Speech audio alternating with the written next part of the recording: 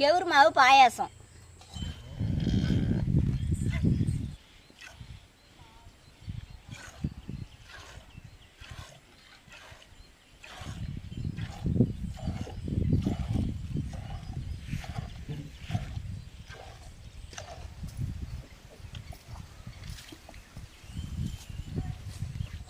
கெவுரு மாவு பாயாசம்னா இப்போ மாட்டில் நம்ம பால் கறந்தான பாரு.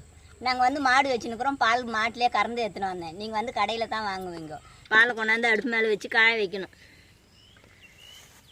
கறந்து எடுத்தாந்து காய வச்சுக்கிறேன். நம்ம கெவுரு மாவை தண்ணி ஊற்றி கரைக்கணும்.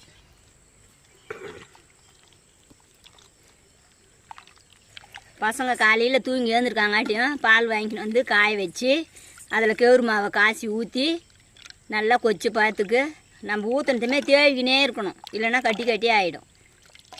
இப்போ கரைச்சிட்டோமா, இவ்வளோ தண்ணி கரைக்கணும். பால் காஞ்சின்னு இருக்க சொல்ல கெவுரு மாவு ஊற்றணும்.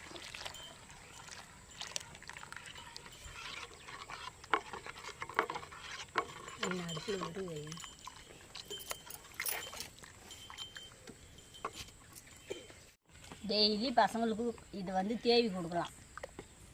ரெடி ஆயிடுச்சா? வெல்லம் போட்டுக்கலாம். தேவை மீனா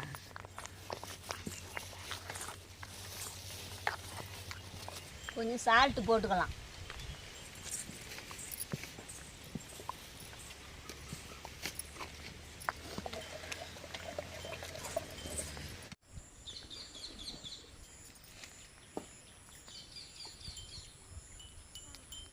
கெவுரு மாவு பாயாசம் வந்து ரெடி ஆயிடுச்சு.